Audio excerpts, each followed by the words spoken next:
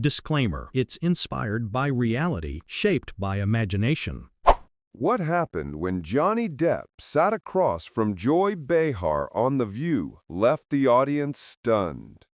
What started as a calm discussion about retirement turned into a conversation that cut much deeper into the meaning of work, peace, and self-worth. It began with Joy reading the day's question: should retirement be about leisure, or should people keep working to stay sharp? Before anyone else could speak, Johnny leaned forward and said, "I think people deserve to rest. They've worked enough. Leisure isn't laziness, it's freedom." The room went still. Joy tilted her head, that knowing smirk forming. "Freedom?" she asked. "Most Americans can't afford to take long walks and sip coffee in Paris, Johnny. Retirement should be active. It's a new chapter, not a hammock." A ripple went through the audience. Whoopi tried to keep things balanced, but Johnny didn't flinch. He said softly, "Maybe peace is the chapter people never get to write." That's when the spark started. Joy crossed her arms. "You make it sound noble to do nothing," she shot back. The studio temperature dropped. What came next wasn't just a debate. It became one of the most personal and emotional moments The View had seen in months. What happened after that? You wouldn't believe how quickly the conversation turned from retirement to revelation. The atmosphere inside the View studio was almost too calm at first, a deceptive kind of quiet before the storm. The crowd cheered as Johnny Depp walked out in his signature understated style. Dark jacket, sunglasses, that easy smile that never quite gives everything away. Joy Behar greeted him with that mix of warmth and challenge she reserves for guests she plans to spar with. "Johnny, you've been busy for decades. Ever thought about slowing down?" she asked with a grin that almost dared him to take the bait. He smiled back. "I've thought about it," he said, "but slowing down and stopping aren't the same thing. I think there's beauty in stillness. You don't have to keep performing to matter." The audience murmured, clearly intrigued. Joy tilted her head. "But don't you think work gives life structure, purpose? What happens when people stop doing something productive?" Johnny took a breath, his voice measured. "Sometimes we confuse productivity with worth. People spend their lives working, providing, fighting to survive, and when they finally reach a point where they can breathe, society makes them feel guilty for it." A few people in the crowd clapped quietly. Joy smirked, sensing where she was headed. "So you're saying we should all just stop, retire early, and drift into the sunset?" He shook his head. "No. I'm saying life isn't a contest of exhaustion. It's okay to rest without apology." That line hung in the air. Even Whoopi leaned forward slightly, eyebrows raised, as the tone of the room shifted from talk show banter to something heavier. Sonny Hostin jumped in, trying to bridge the gap. "Maybe it depends on the person. Some people find joy in working, others in rest. It's not one size fits all." Joy didn't let it go. "Sure, but when people stop working, they lose their edge. They age faster, get bored, even depressed. Retirement should be reinvention, not retreat." Johnny looked at her, really looked at her, and said quietly, "Sometimes the world doesn't let you stop long enough to heal, Joy. Maybe slowing down isn't retreat. Maybe it's finally coming home to yourself." The audience reacted, a collective breath, an ooh that filled the studio. Joy smiled thinly. "Well, you can afford to come home to yourself, Johnny. Not everyone can," she said, her tone sharp but controlled. He nodded, acknowledging the point, but not backing down. "You're right, not everyone can. But that's the tragedy, isn't it? That we've built a world where people feel guilty for wanting peace." Whoopi, sensing the rising current between them, jumped in with her signature calm. All right, you two are going to make half the country quit their jobs and the other half start new ones." Laughter broke the tension for a moment, but the spark had already caught. The audience wasn't just watching two people debate, they were watching two philosophies collide. By the time they moved to the next segment, the energy in the room had changed. Johnny was leaning back, arms crossed, eyes steady. Sunny sat forward, pen tapping against her cue cards. No one could tell where this was headed, but everyone knew it was about to get personal.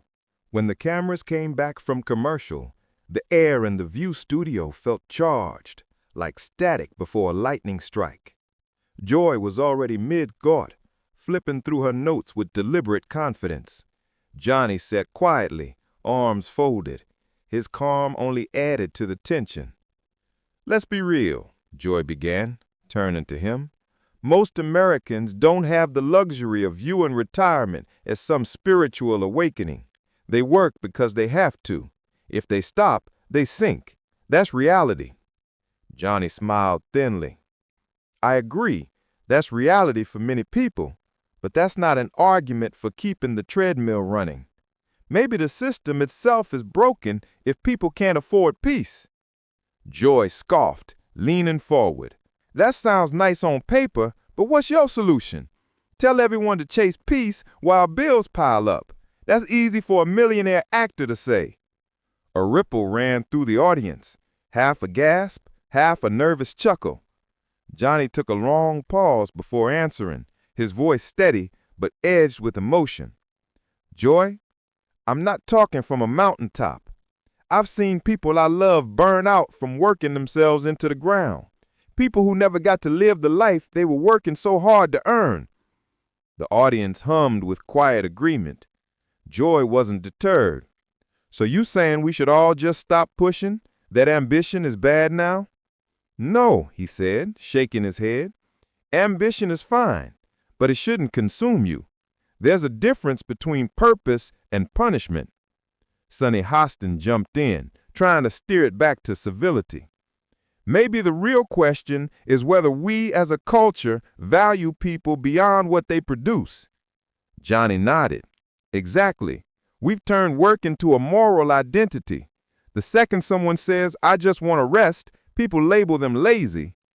Joy's eyebrows rose. "Rest is earned, Johnny. You work, you retire, you enjoy the fruits of your labor. That's how it's always been. What you're suggesting sounds like giving up." Johnny leaned in, his voice lower now, but sharper. "Maybe that mindset is the problem. Why does peace have to be earned? Why do we treat rest like a prize, not a right?" That struck a nerve. Joy sat back, lips pressed tight, then shot back. "Because that's how life works. Not everyone gets a happy ending. And that's not because society's cruel, it's because that's reality." The studio went quiet. Even Whoopi looked from one to the other, knowing she had to let it play out. Johnny spoke slowly, almost reflectively. "You know, Joy, I grew up around people who worked until their bodies gave out. My mother waited tables well into her 60s. She didn't stop because she didn't want to. She stopped because she couldn't anymore. And you know what scared her most? Not losing the job, losing her purpose." The audience grew still. Joy hesitated, just for a moment. "Then maybe that proves my point. When you stop, you lose that drive, that meaning." Johnny looked straight at her. "Or maybe we've trained people to believe their meaning only comes from what they can do for others, not who they are." Applause broke out from the audience, spontaneous, emotional. Joy's expression hardened slightly, though her tone stayed calm. "It's a lovely sentiment, Johnny, but try telling that to the millions of people who can't afford to retire. They'd love to rediscover themselves, but the rent's still due." "Then maybe," Johnny said quietly, "we should fix that instead of defending a system that breaks them." That got a louder reaction. Some cheers, some claps, and even a few murmurs of agreement. Joy's lips curved into that practiced talk show smile that hides irritation. You sound like you want everyone to sit on a porch and play guitar all day, she teased. Johnny cracked a faint grin. Not a bad idea, honestly. At least they'd be smiling. The audience laughed, easing the room for a second. But Joy snapped it back. The truth is, America's strength has always come from hard work, not from taking it easy. And look where that's gotten us, Johnny replied smoothly. A nation of people too tired to enjoy the life they built. That line landed hard. There was a wave of applause, and a few audience members even stood up. Joy exhaled, tapping her cards against the table, her patience visibly thinning. The camera caught her smirk returning, though her voice had a bite now. So tell me, Johnny, when you say people should slow down, what exactly do you mean? Stop working? Stop caring? Johnny leaned forward, eyes steady. No, Joy, I mean they should stop forgetting who they are. The audience erupted again, this time louder, forcing the crew to pause before cutting to the next commercial. But Joy wasn't smiling anymore. Something deeper had been touched, and the conversation was far from over. By the time the next segment began, the energy in the studio felt entirely different. What had started as a philosophical debate had turned into something personal, something raw. Johnny sat a little forward in his chair now, his fingers steepled, his tone thoughtful but firm. Joy, on the other hand, looked fired up, her trademark red glasses catching the light every time she turned to face him. Sonny Hostin tried to steer the conversation gently.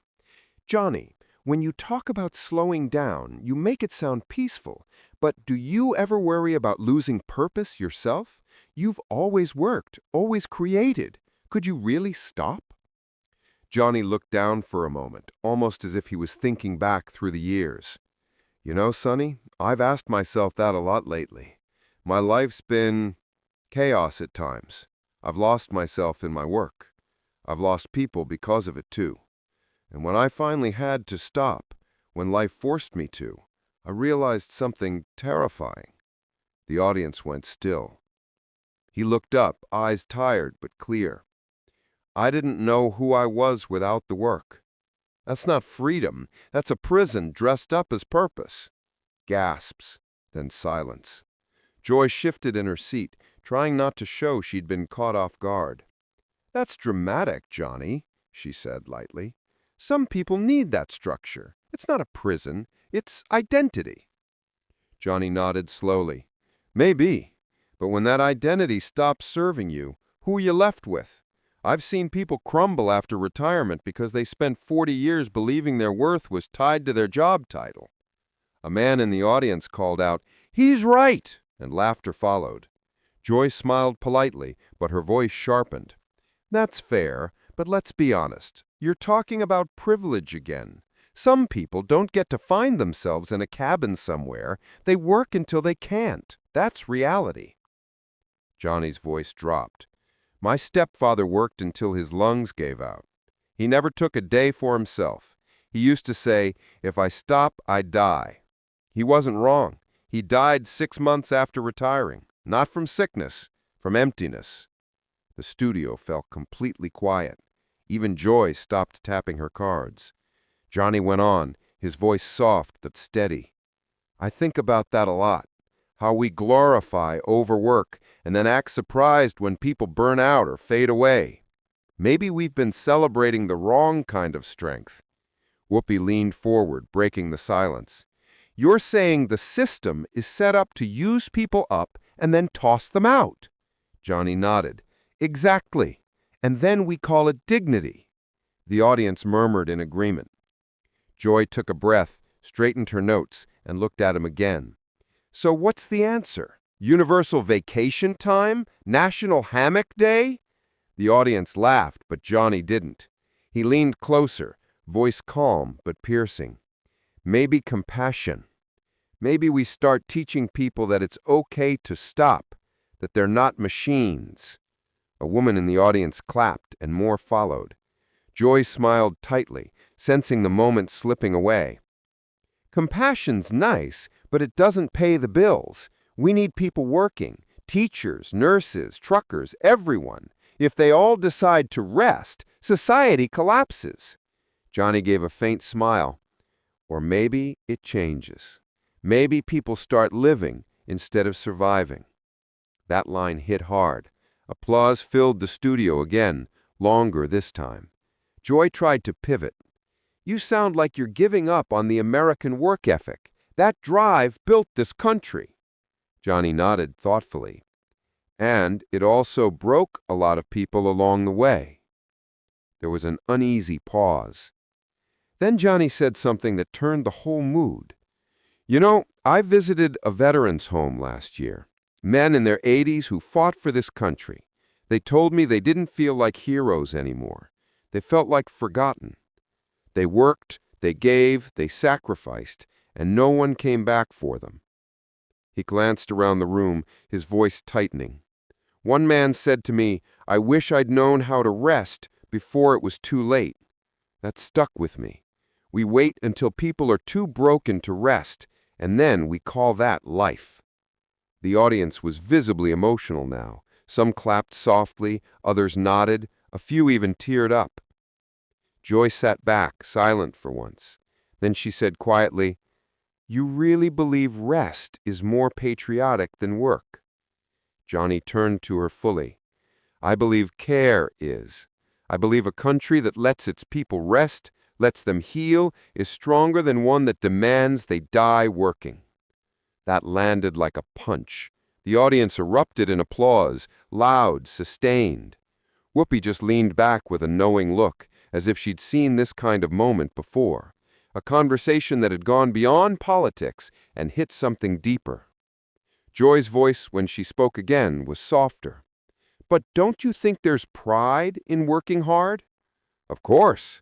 There's pride in creating, building, helping. But there's no pride in losing yourself. The camera zoomed in on Joy. She looked conflicted, maybe even moved. Whoopi signaled for the next break, but the audience wasn't ready. They clapped again, some shouting, Say it, Johnny! Joy smiled through it, trying to keep her composure. All right, Johnny, I think you just made half of America want to nap. He grinned back. Maybe that's the healthiest revolution we'll ever have. Laughter filled the air again, but underneath it, the weight of his words lingered. Even Joy couldn't hide that something in her had shifted. The room had stopped being just a studio. It had become a mirror. And the reflection was uncomfortable for everyone watching. By the time the show returned from its last commercial break, the view had shifted from lively talk to something closer to a battleground. The tension was thick enough to feel through the screen. Joy adjusted her glasses, leaned forward, and looked directly at Johnny with that gleam she gets when she's ready to push someone over the edge. Johnny, I've got to be honest, she said, her tone sharper now.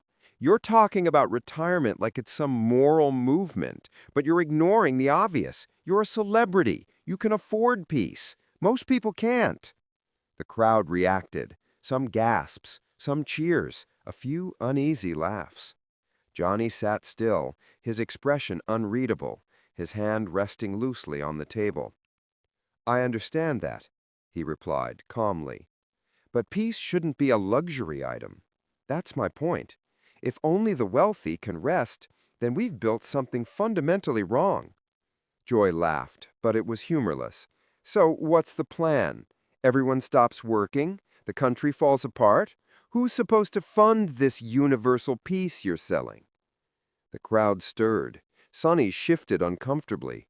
Whoopi gave Joy a look that said, ease up, but she didn't. Johnny's voice lowered, his tone firm. Maybe it's not about money, Joy. Maybe it's about mindset. Maybe we stop glorifying burnout and start building systems that don't destroy people by 50. Joy snapped back. That's a nice Hollywood fantasy, but the rest of us live in reality. The audience gasped audibly. Johnny looked right at her, his patience wearing thin. Reality? You mean the reality where people work 2 jobs and still can't retire? The one where seniors skip medication to pay rent? That's not reality, Joy. That's cruelty. Applause broke out, loud and sustained. Even Whoopi looked impressed. Joy's lips tightened, and she gave a small defensive shrug. Well, maybe they should have saved better, she said. The room went silent. Even the camera operators froze. Johnny blinked slowly, his tone icy now. You're blaming the victims of a broken system? She hesitated. I'm saying people have to take responsibility for their lives. You can't just expect the world to hand you comfort. Johnny leaned forward, voice cutting through the air. No one's asking for comfort. They're asking for dignity. The audience erupted again. Clapping, cheering, shouts of agreement filled the set. Joy tried to speak over them, but the noise drowned her out. She waved her hand toward the crowd. All right, we all love dignity, but the world doesn't owe anyone a cushy ending. Johnny's jaw tightened. He waited until the noise subsided and said, The world doesn't owe you fame either, Joy. But you've built a life off your voice, and that's fine. Others built theirs off their hands, their backs, their service. Why should their peace mean less than yours? That hit her hard. The crowd gasped. Whoopi turned slightly in her chair, as if bracing for what would come next. Joy laughed awkwardly, the sound brittle. I'm just saying, life isn't fair. That's the truth. Some people win, some people don't. Johnny's tone dropped to a near whisper, but the mic caught every word. Then maybe it's time we stop calling that truth and start calling it what it is, a failure of compassion. The audience went wild. People stood up, clapping, cheering. Shouts of agreement filled the set. Joy tried to speak over them, but the noise drowned her out. She waved her hand toward the crowd. All right, we all love dignity, but the world doesn't owe anyone a cushy ending. Johnny's jaw tightened. When it finally quieted down, she said tightly, Well, you're passionate, I'll give you that, but you're talking ideals in a country that runs on reality. Johnny gave a faint smile that didn't reach his eyes. Sometimes reality needs a rewrite. The studio fell silent again. Whoopi, sensing the weight of the moment, leaned in. Okay, folks, I think we just witnessed something real here. But even as the cameras cut to the next segment, Joy turned slightly away, lips pressed tight, refusing to meet Johnny's gaze. Johnny, still calm, reached for his mug, took a sip, and murmured, We can do better than this. Just loud enough for the mic to catch. And for a brief second, the camera caught it, the flicker in Joy's eyes. Anger, yes, but also something else. Doubt. When they cut to commercial, the audience was still clapping, and no one could tell whether the debate had just ended or just begun. When the cameras stopped rolling, the tension didn't.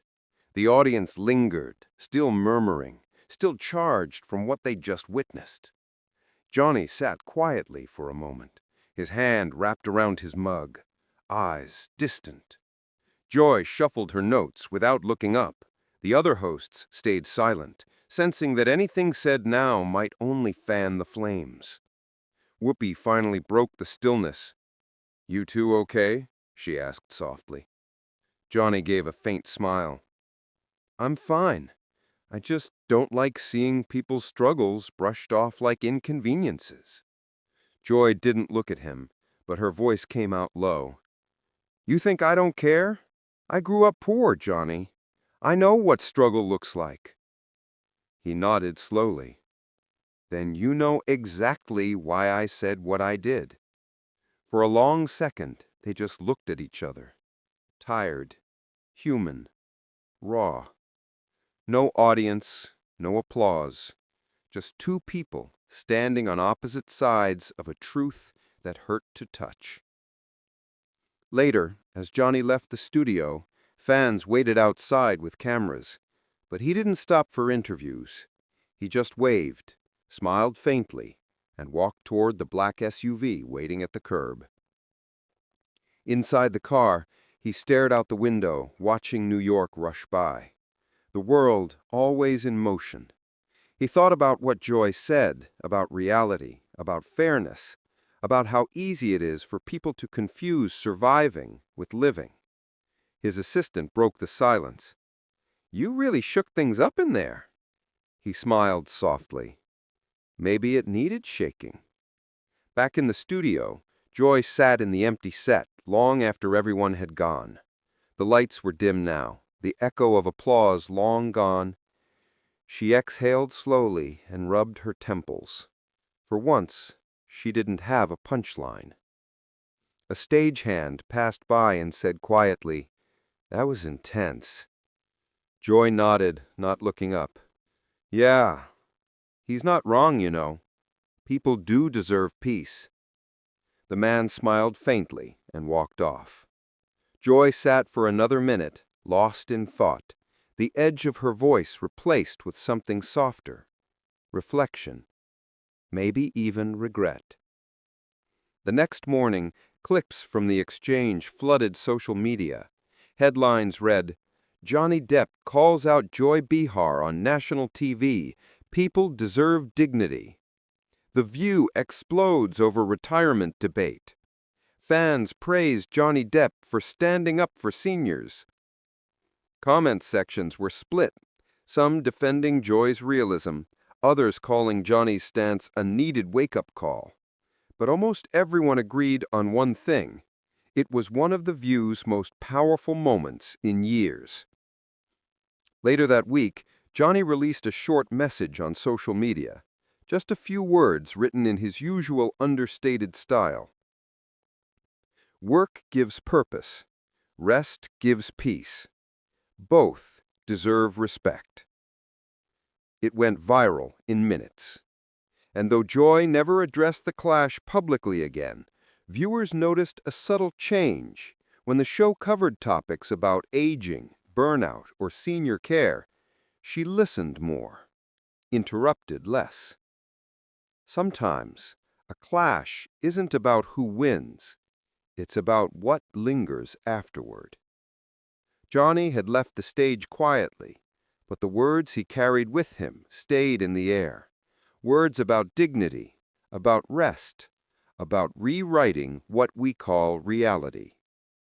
And somewhere beyond the noise and the headlines, that message stuck. If you liked this powerful exchange, make sure to subscribe for more celebrity clashes, emotional debates, and unforgettable TV moments. Drop a comment below. Should retirement be about rest or finding new purpose?